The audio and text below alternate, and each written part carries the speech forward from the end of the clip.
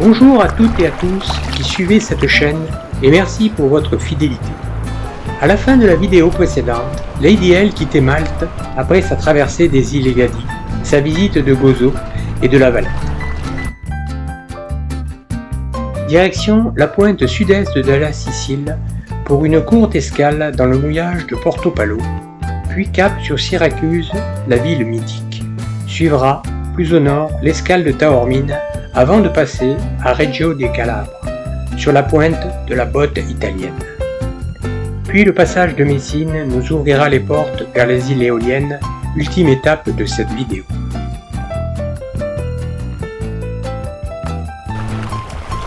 Les joies de la pêche et les visites des villes d'escale, ainsi que le passage redouté de Messine, ponctuera notre odyssée.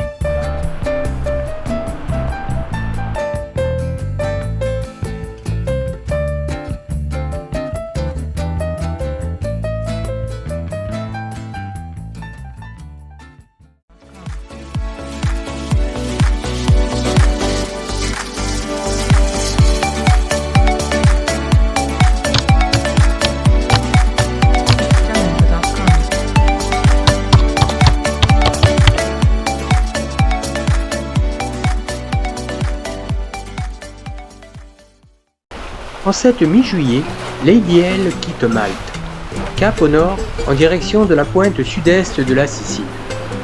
Une petite brise nous cueille dès la sortie des eaux maltaises. Tout dessus, le bateau va bon train. L'équipage est serein.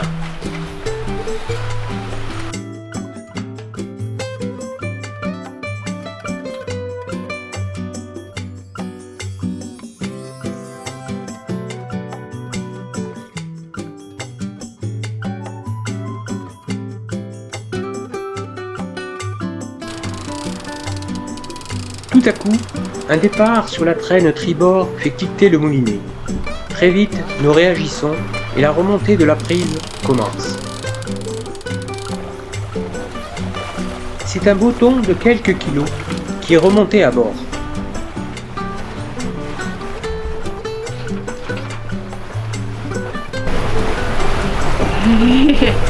Joli, hein? Il sera coupé en filets et fera la joie de quelques repas à venir.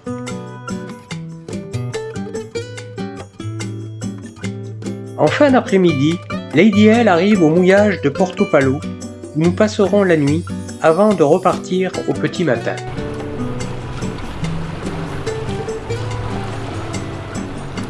C'est en remontant la côte est de la Sicile sur quelques dizaines de milles nautiques que nous atteindrons notre destination, Syracuse.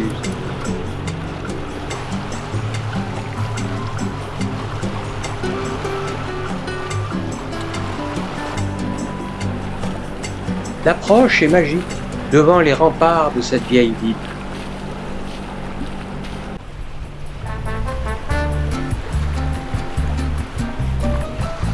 C'est dans sa belle baie bien protégée que nous mouillerons par 4 mètres de fond. Devant nous, Syracuse nous tend les bras.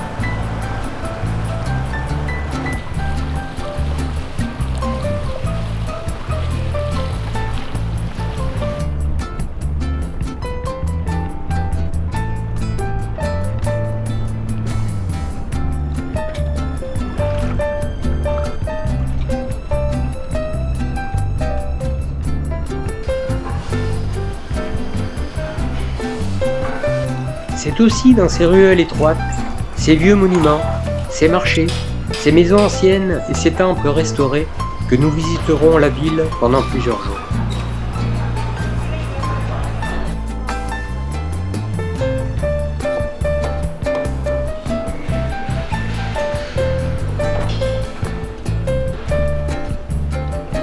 Syracuse est une ville antique de la côte ionienne en Sicile. Son centre historique est classé au patrimoine de l'UNESCO. Elle possède une grande richesse historique, architecturale et paysagère.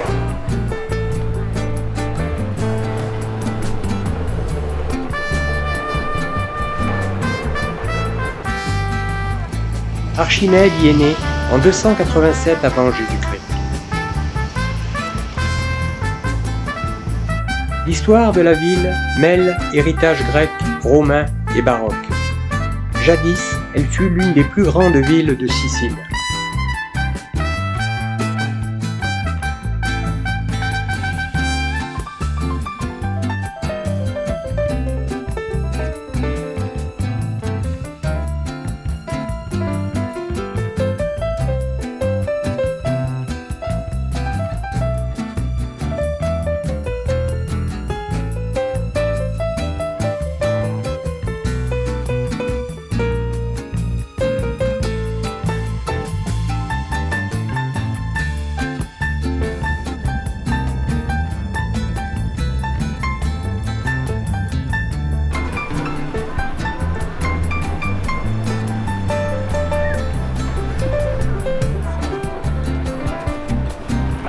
Au loin, dans le mouillage, nous pouvons voir Lady L qui dodeline sagement au bout de son ancre.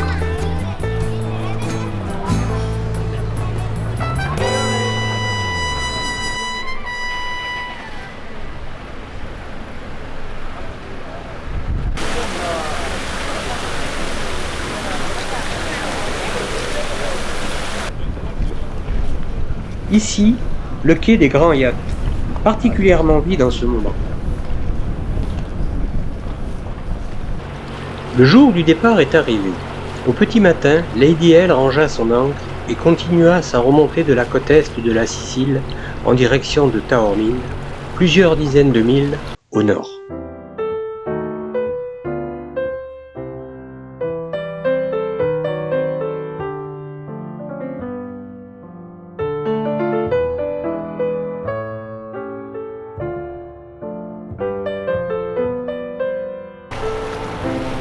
C'est au moteur, par mer calme, que le voyage commença.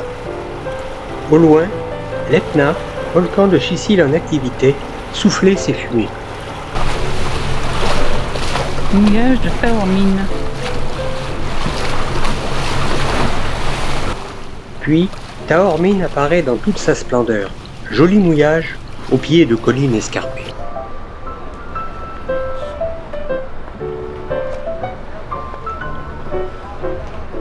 Taormine se trouve au pied de l'Etna, volcan encore en activité.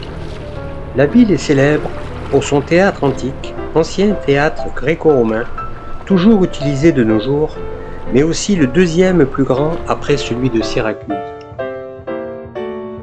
La ville est aussi célèbre pour être le lieu de tournage de nombreux films.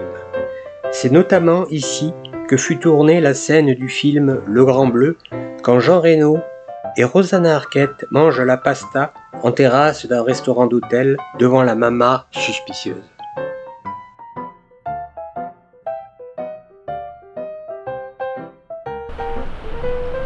On reprend la mer sous les fumerolles d'un Etna apaisé. Ce géant en activité domine la Sicile et se voit de très loin en différents points de l'île. Aujourd'hui, nous traversons en direction de l'Italie, plus exactement à San Gregorio.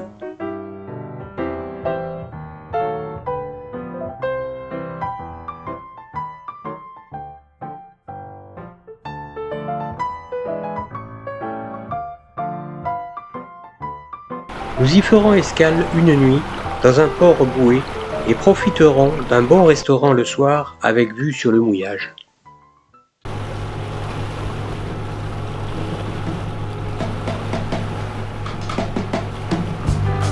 C'est d'ici que nous partirons pour passer le détroit de Messine. Nous sommes du bon côté pour un passage sud-nord. Le passage est mythique pour de nombreux marins et sujet à quelques réflexions. Dans sa partie la plus étroite, les courants provoquent des tourbillons qui ont alimenté des peurs antiques.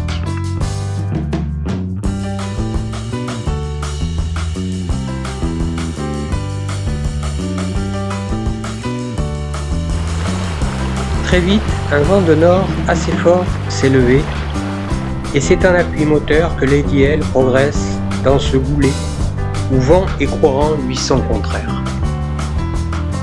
Nous laissons la ville de Messine sur la côte sicilienne sur notre bâbord et continuons lentement notre remontée. San Giovanni, sur notre tribord, annonce l'amorce de la sortie du détroit, là où il fait un coude.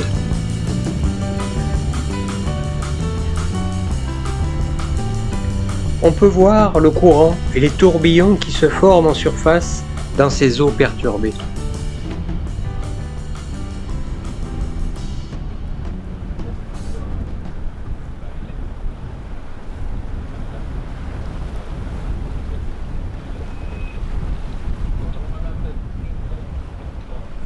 Ici aux instruments, on peut voir la différence entre la vitesse surface et la vitesse fond. Près de 4 nœuds de courant contraire et un vent apparent de 12 nœuds de face. Au loin, les 2 pylônes de Cary et Scylla marquent la sortie ou l'entrée du détroit suivant le sens de son passage.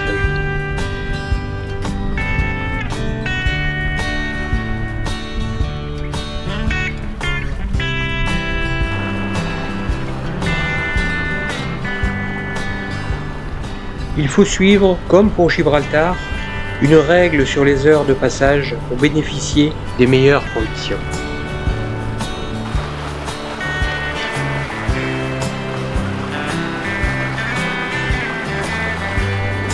Le détroit est maintenant passé.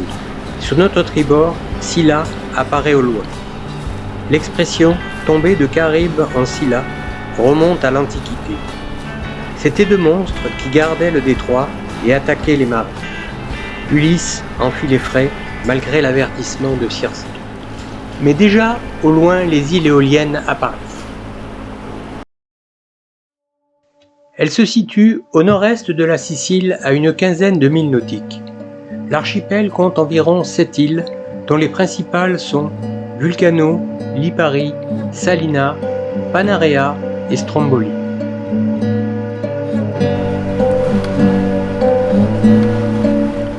L'approche est lente et nous découvrons pêle-mêle toutes les îles autour de l'étrave de Lady L.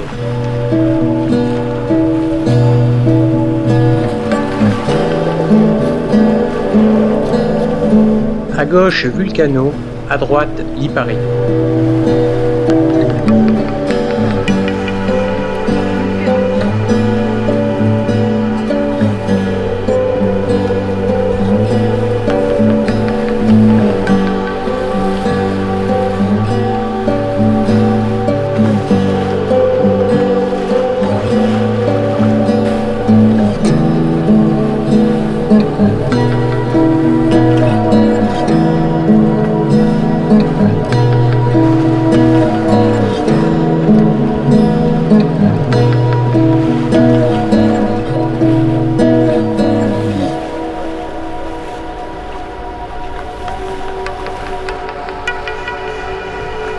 Aujourd'hui, nous atterrirons sur Lipari.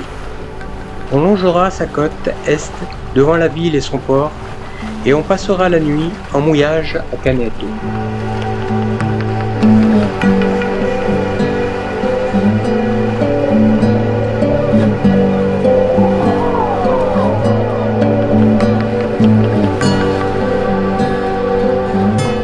Le site est pittoresque, de nombreux bateaux y sont en mouillage ou au port.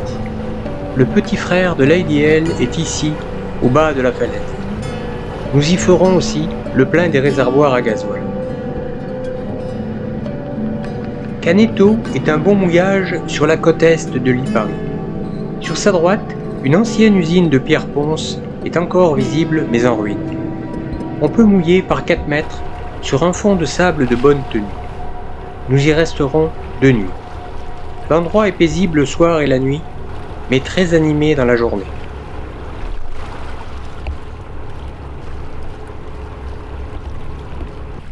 Devant, on voit Panarea, derrière Stromboli. Notre prochaine destination est Salina, à quelques encablures.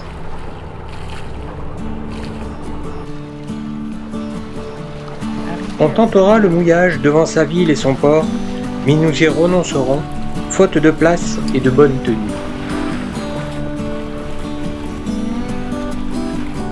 On préférera le calme et la sérénité d'une petite anse au sud de l'île. Mouillage sur fond de sable. Plusieurs bateaux y séjournent, mais Lady L y trouvera sa place.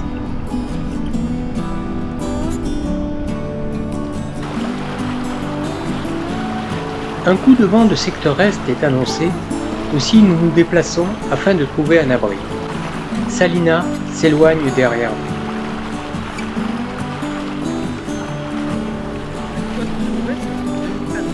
Nous choisirons la côte ouest de Lipari.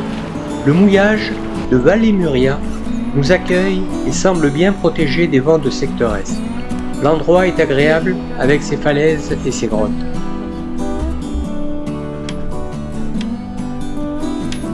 Le soir, un magnifique coucher de soleil sur les îles éoliennes s'offre à nous. C'est un moment de sérénité que j'aime beaucoup partager, en espérant apercevoir le fameux rayon vert.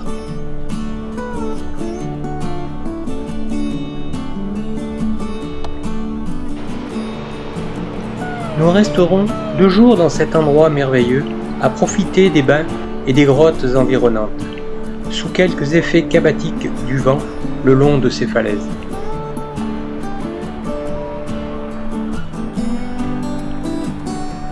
Nous quitterons le mouillage pour une crique au sud de Vulcano, en passant entre les 2 îles de Lipari et de Vulcano. Un coup de vent d'ouest, cette fois, est prévu pour quelques jours.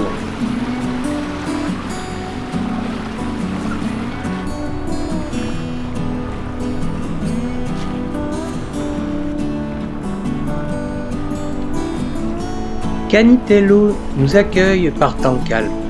Beaucoup de bateaux y sont déjà, mais Lady L y trouvera sa place.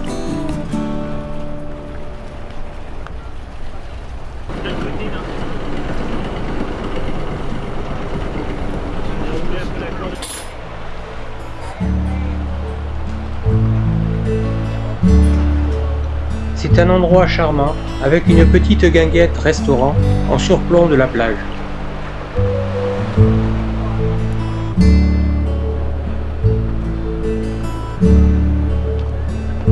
Le site est bien abrité des vents de secteur ouest-nord-ouest.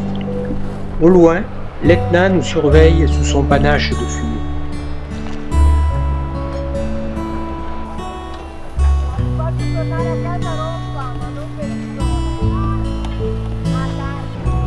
Le coup de vent passé, nous lèverons notre ancre pour la rade de Vulcano et son port. Nous y louerons une bouée pour quelques jours. L'accueil est sympathique et les marineros très serviables. Un service d'annexe nous permet d'aller à terre sur simple appel VHF.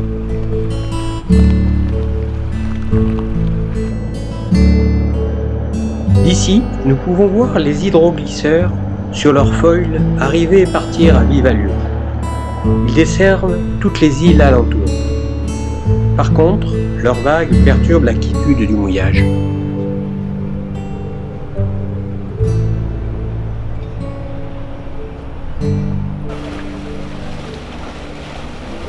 Nous sommes au pied du volcan de Vulcano et nous projetons d'en faire l'ascension dès demain. Il est encore en activité, mais sa dernière grosse éruption date de 1890 et fait aujourd'hui toujours l'objet d'une surveillance constante.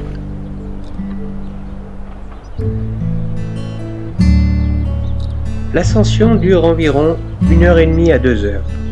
Au début, la montée est modérée et laisse entrevoir de jolis panoramas sur les îles environnantes.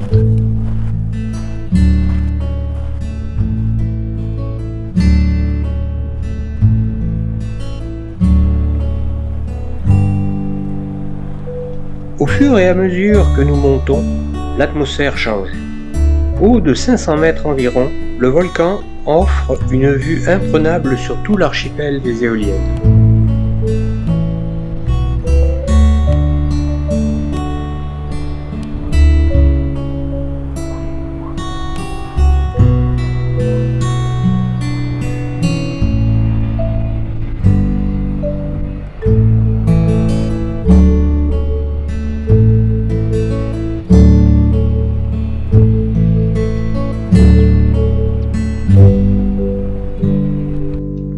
On distingue en bas, au loin, Lady L sur sa bouée.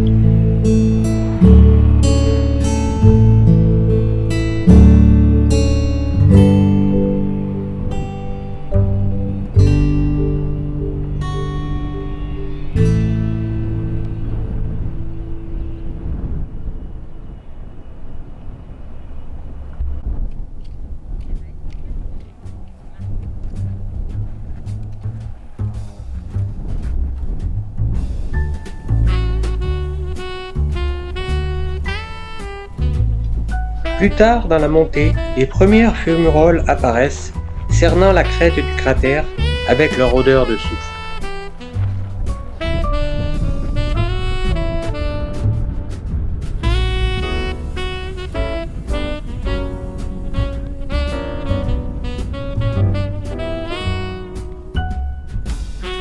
La vue d'en haut est splendide, on embrasse d'un seul coup tout l'archipel.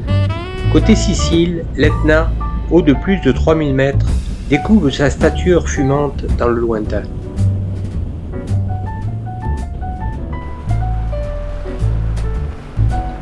Aujourd'hui, cap sur Panarea, dans une petite baie au sud-est de l'île.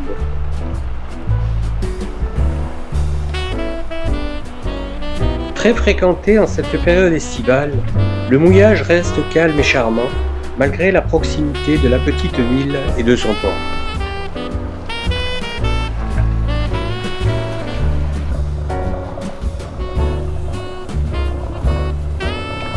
Les pêcheurs locaux proposent leurs poissons.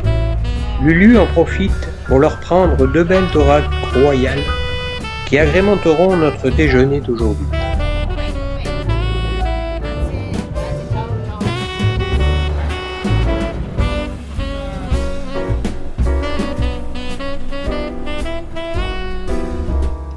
Voici pêle-mêle quelques belles photos de l'archipel.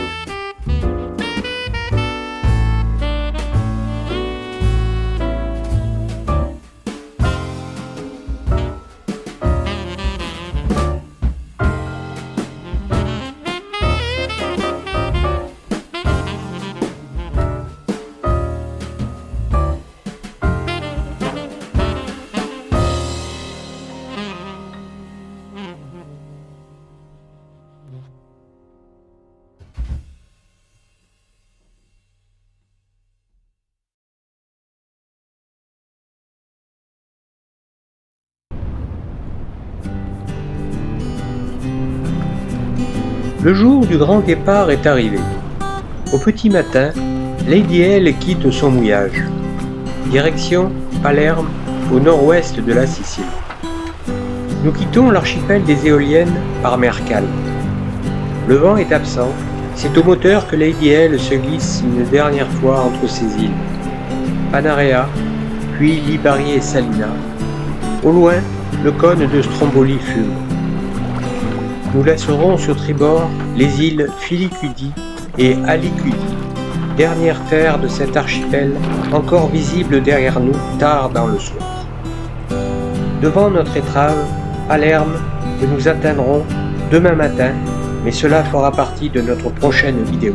À bientôt!